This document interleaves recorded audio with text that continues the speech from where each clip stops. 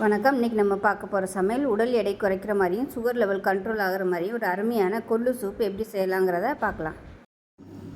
இப்போ ஒரு பேன் எடுத்துக்கலாம். மெஷரிங் கப்பில் அரை கப் அளவுக்கு கொள்ளு எடுத்துருக்கேன். இப்போ இது வந்து வாசனை வர அளவுக்கு வறுத்துக்கலாம்.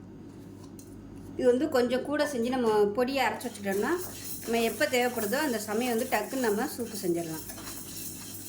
இது நல்லா படப்படன்னு பொரியணும், அந்தளவுக்கு நல்லா வறுத்து விட்டுக்கலாம்.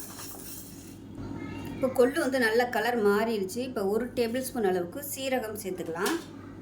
அதே மாதிரி அரை டேபிள் ஸ்பூன் அளவுக்கு மிளகு சேர்த்துக்கலாம். இப்போ இந்த சூட்டோட இதையும் சேர்த்து வறுத்துக்கலாம்.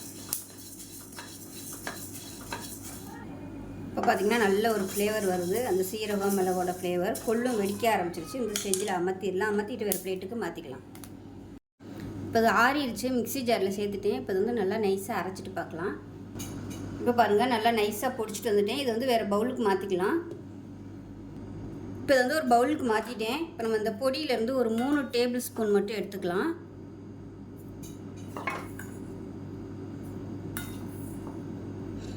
மூணு டேபிள் ஸ்பூன் எடுத்திருக்கேன். இதிலேருந்து 3 டேபிள் ஸ்பூன் மட்டும் எடுத்திருக்கேன். மிச்சம் இருக்குது. இது இன்னொரு தடவை நீங்கள் சூப் வைக்கிறதுக்கு யூஸ் பண்ணிக்கலாம். ஃப்ரிட்ஜில் வந்து வைக்கிறேன்னு அவசியம் இல்லை. ஒரு வாரத்துக்கு வெளியில் வச்சுருந்தீங்கனாலும் ஒன்றும் ஆகாது. இப்போ இந்த வறுத்த பொடியில் மீடியம் சைஸாக ஒரு 2 தக்காளி சேர்த்துக்கலாம், கட் பண்ணி வச்சதை. இது கூடவே 10 சின்ன வெங்காயம் சேர்த்துக்கலாம். இது கூடவே ஒரு 5 பல் பூண்டு சேர்த்துக்கலாம். இப்போ இதை வந்து நல்லா அரைச்சிட்டு வந்துடலாம். இப்போ ஒரு குக்கர் எடுத்துக்கலாம். இப்போ நம்ம அரைச்சி வச்ச அந்த பேஸ்ட் வந்து இதை சேர்த்துக்கலாம்.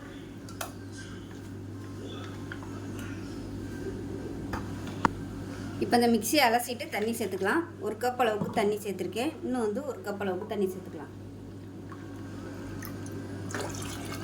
சேர்த்துட்டு இதில் பார்த்தீங்கன்னா ஒரு 2 டேபிள் ஸ்பூன் வர்ற மாதிரி துவரம் பருப்பு வேக விட்டு எடுத்து வச்சுருக்கிறேன். இப்போ அதை இதோட சேர்த்துக்கலாம். இதுக்கு பதிலாக நம்ம கொள்ளு வந்து வறுக்கிறோம் இல்லையா, அதிலே கூட நீங்கள் ஒரு 1/4 கப் அளவுக்கு துவரம் பருப்பையும் சேர்த்து வறுத்து எடுத்து வச்சுட்டிங்கன்னா உங்களுக்கு இன்ஸ்டண்ட்டாக பண்ணுறதுக்கு ஈஸியாக இருக்கும். இந்த மாதிரியும் பண்ணலாம். நீங்கள் இல்லைன்னா அதோட சேர்த்தும் அரைச்சிக்கலாம். இப்போ இதில் மஞ்சள்தூள் சேர்த்துக்கலாம்.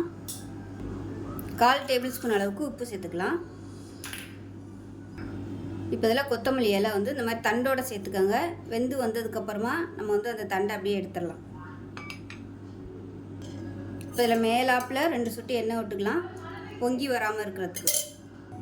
இப்போ இதை மூடி வச்சிடலாம். மூடி வச்சுட்டு நல்லா ஒரு 3 விசில் விட்டுட்டு ஸ்டீம் போனதுக்கப்புறம் பார்க்கலாம். இப்போ விசில் விட்டு ஸ்டீம்லாம் போயிடுச்சு. எப்படி இருக்குன்னு பார்க்கலாம். பாருங்கள், நல்லா சூப்பராக வந்துடுச்சு.